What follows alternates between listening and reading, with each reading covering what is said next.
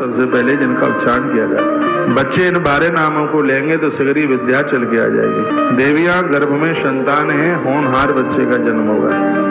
राजा 12 नाम रोज लेगा, प्रजा उसकी अपनी हो जाएगी। एक कोई योद्धा 12 नाम लेगा, वो दुश्मन का कलेजा चीर करके रख देगा। भगवान गणेश जी के ये 12 नाम बहुत अद्भुत हैं, बहुत विशेष हैं। ये 12 नाम रोजाना इन्हें उच्चारण कीजिए, पूजा में बोलिए। काम रूपणी चोकरा तेजवती सत्या संपृक्ता विघ्नाशिनी।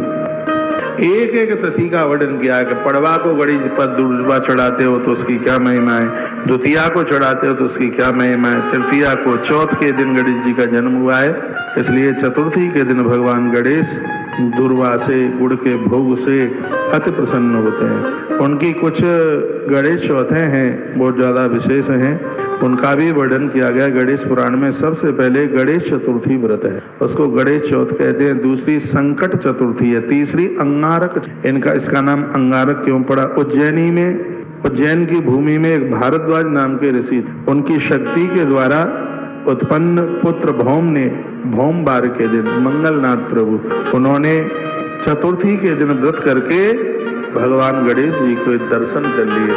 आज भी वो गणेश जी हैं, बड़े वरदायी गणेश हैं उज्जैन में, चिंतामण गणेश के नाम से जिन्हें जाना जाता है।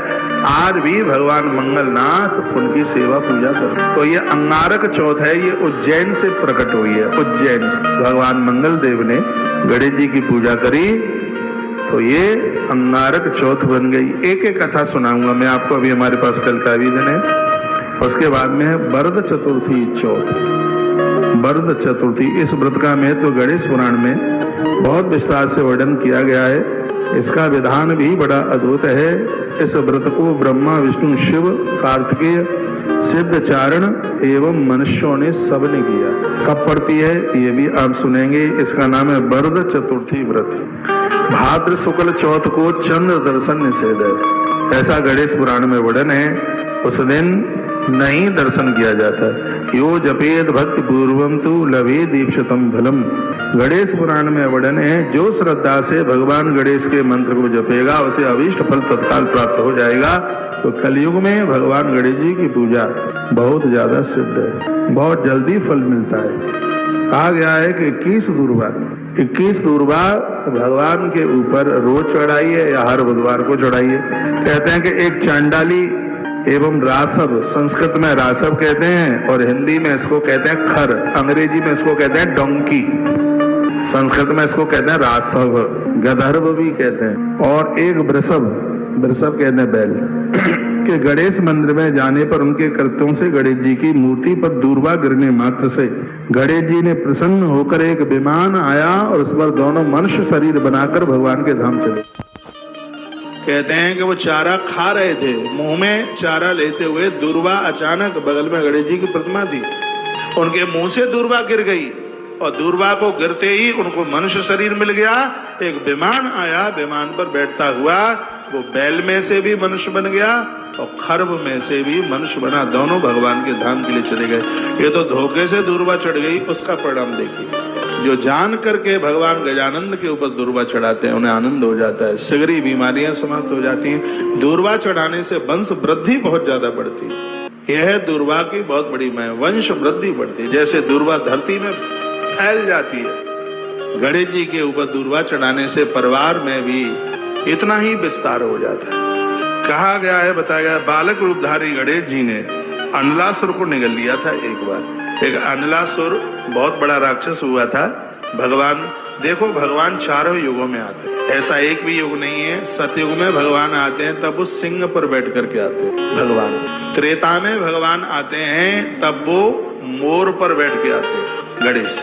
और द्वापर में भगवान गणेश आते हैं तब वो चूहे पर बैठ के आते हैं। और कलयुग में भगवान गणेश आते हैं तब वो घोड़े पर बैठ करके आते हैं। चारों युगों में भगवान गणेश का अवतार होता है। लिखने लायक बात थी लेकिन आप नहीं लिखते। सतयुग में भगवान गणेश आते हैं तो सिंह पर, गणेश जी की सवारी शेर पर होती है। त्रेता में आते हैं तो भगवान गणेश मयूर मोर पर बैठ के आते हैं। द्वापर में गणेश जी आते हैं तो चूहे पर बैठ के आते हैं। और कलयुग में गणेश जी आते हैं तो घोड़े पर बैठ करके भगवान गजानंद आते हैं। एक बार भगवान गणेश ने एक राक्षस को निगल लिया जिसका नाम था अनलासुर। वर्णन है, अनलासुर को निगल कर उसको कंठ में धारण कर लिया। बताते हैं उनके ताप की शांति, वो आग से जल रही थी, गर्मी बहुत ज्यादा दहक रही थी। तब महापुरुषों ने भगवान गणेश जी के ऊपर दूर्वा अर्पण करी। बताते हैं कि दूर्वा के रस से शरीर में अग्नि जो प्रकोप है वो शांत हो जाता है।